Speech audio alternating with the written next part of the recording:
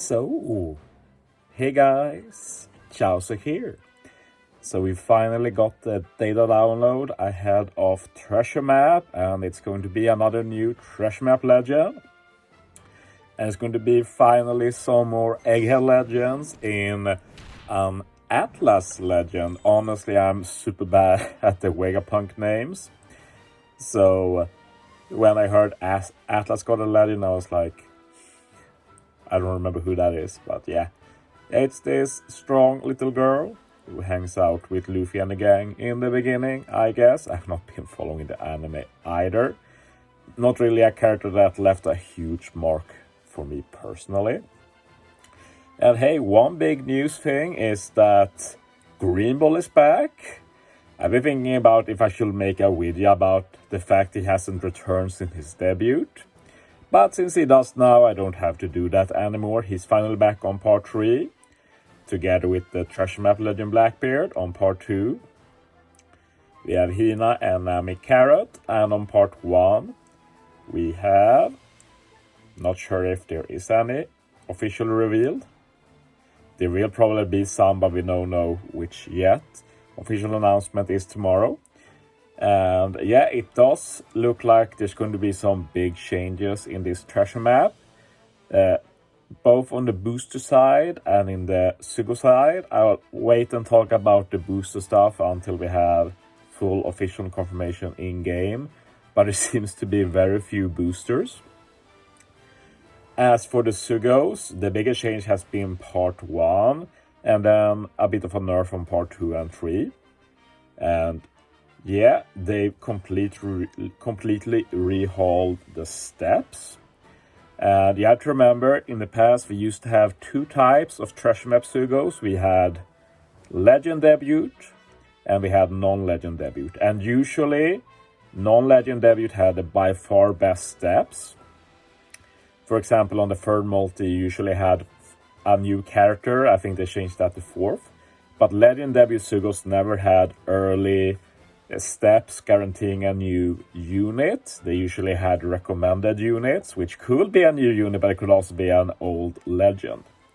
But now, as you can see on step 4 of part 1, we have a step that guarantees one of the new units here. So it's Atlas, York, and then those 2 randos, Pythagoras and whatever the other is called.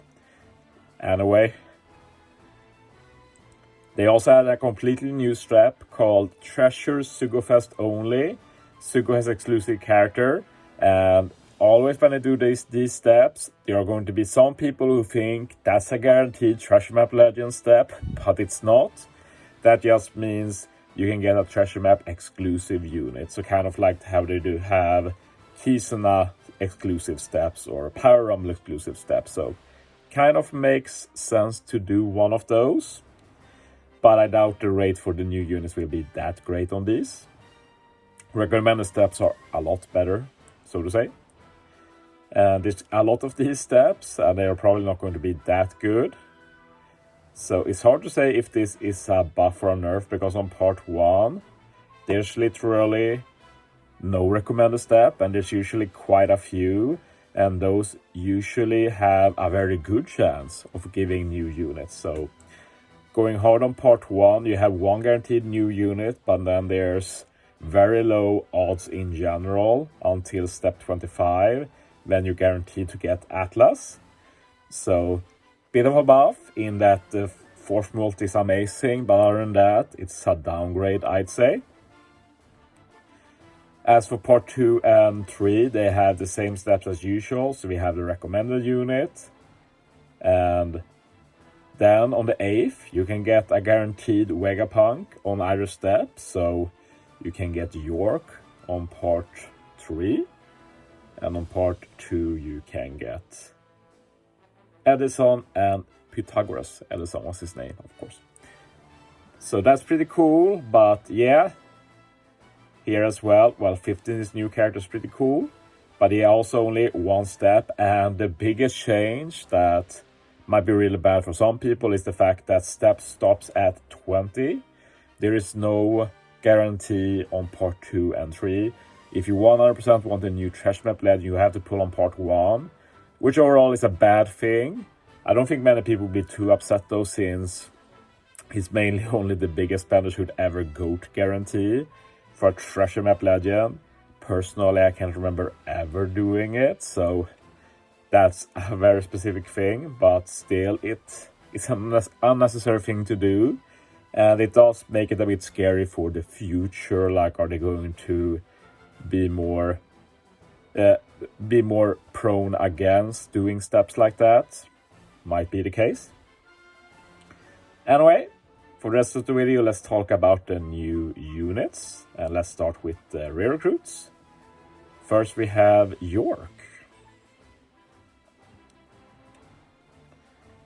And yeah, here's the captain ability if you're interested. Not much to talk about, I'd say. Samla matching is pretty cool. As for the special, she binds herself for 10 turns. I guess that's a reference to her being pretty useless in the story.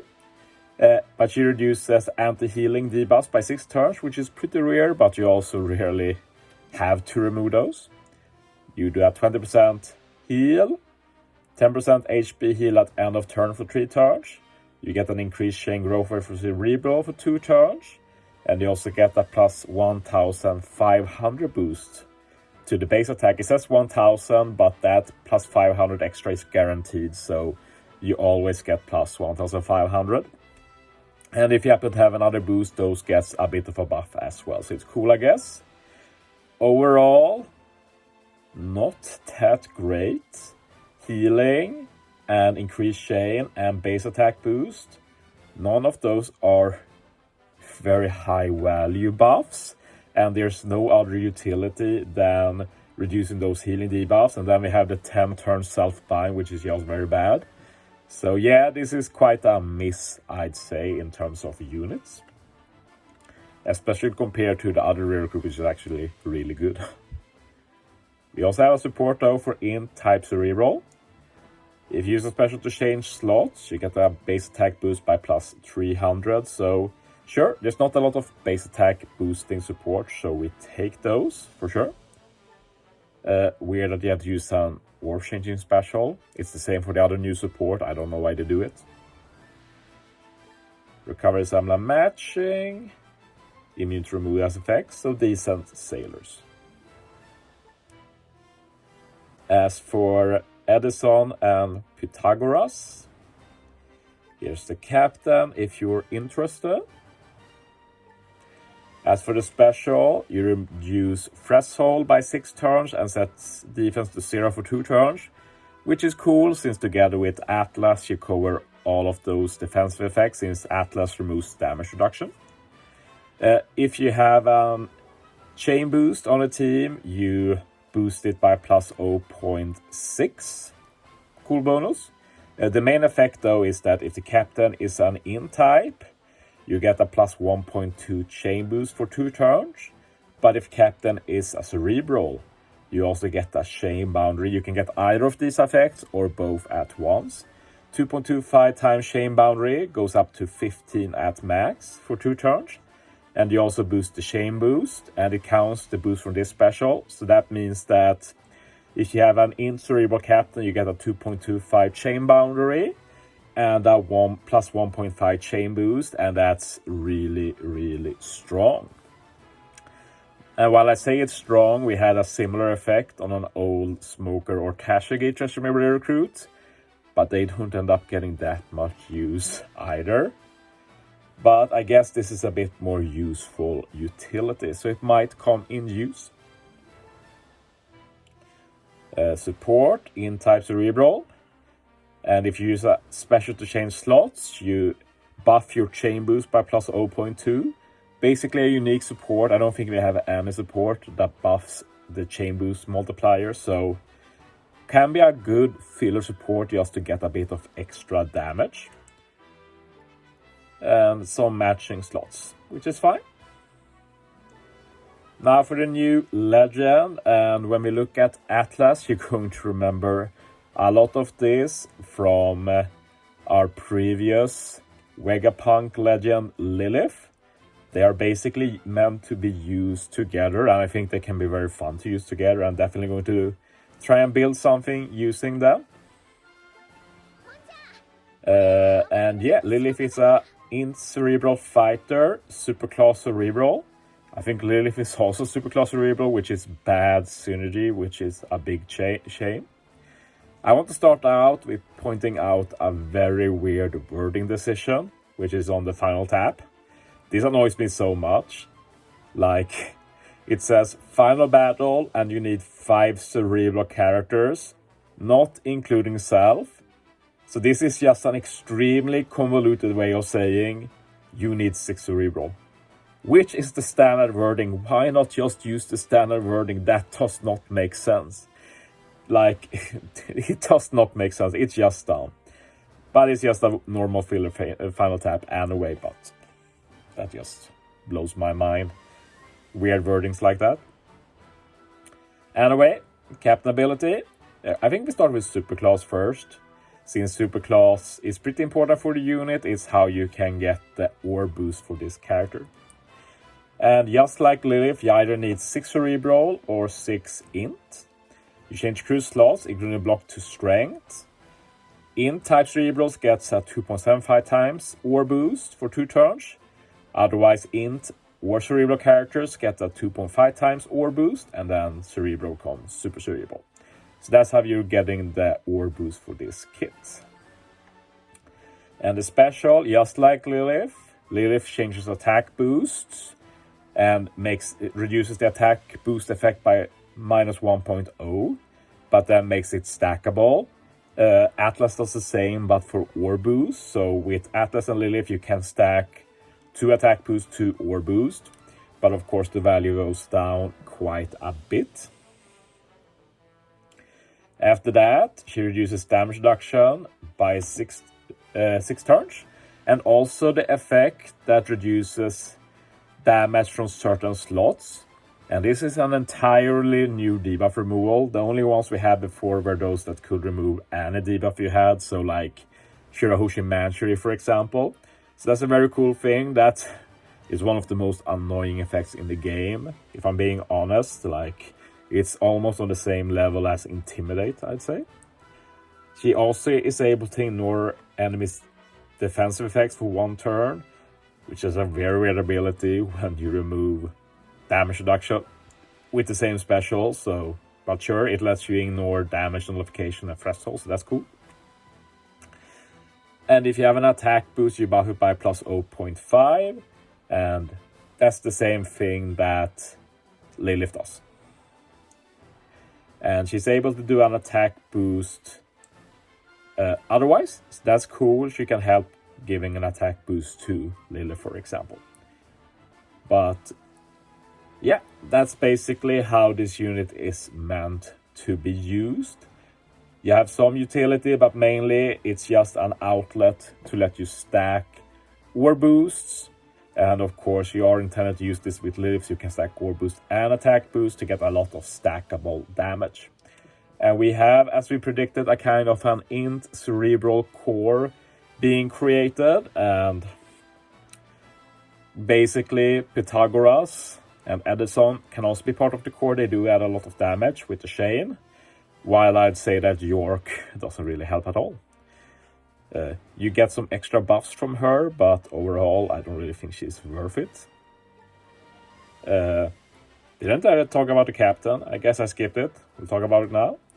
But yeah, in Cerebral Fighter, -1 CD, 5.5 times attack with matching orbs, 1.35 times HP, strength slots matching. Not sure the strength orb thing, but she makes it matching, so gives you strength orb with her super, like sure. She also sees attack down by 10 turns, which is very weird, since that's one of the debuffs that Lilith can remove with her special, which just adds some weird synergy. Like, it's just a waste. Like, if that was special bind, that would be hype AF. Like, that would be legit cool. And then she also makes slot boost a bit stronger. So, yeah. That's Lilith. As for the sailors, Strength matching for Cerebral and Fighter. Extra attack for top row. Support is pretty neat. You remove damage reduction by 1 turn and boost int and cerebral character's attack by 1.75 times for 1 turn if you use a special as an int type cerebral. So yeah, that's going to see a lot of use, either to help with utility or to just get a free extra attack boost. So yeah, int type cerebrals are eating now in terms of supports. They have a lot of options now. Slopine, decent. Crit, bad. And then we have the final thing. As for PvP, she's so big. Rumble ability. In-type teammates attack up, Cerebral speed up, HP up. And then she can get some special city speed herself. As for the special, she wants to be with a lot of int and cerebrals. She always hits one enemy for 1.5 times attack 5 times. So that sounds very annoying and very slow. Then if you have 5 or more int on the team, you hit 3 enemies for 3.5 times attack. And if you have 5 or more cerebral on the team, you also target 1 more enemy ignoring defense for 2 times attack. So yeah, if you build an int cerebral team with her, it does look like she's a no-brainer with all this extra damage. And to be fair, pretty decent ability. Lacks the def up, but I think it can work. The problem is that there's not really that many outstanding int cerebrals yet. There's some pretty good ones, but no outrageous one, I'd say. And no Geepy stats, just want to check that. But yeah, that's what we're getting for this treasure map. Let me know if you're excited or not for more Egghead. So yeah, thanks for watching, guys. See you next time.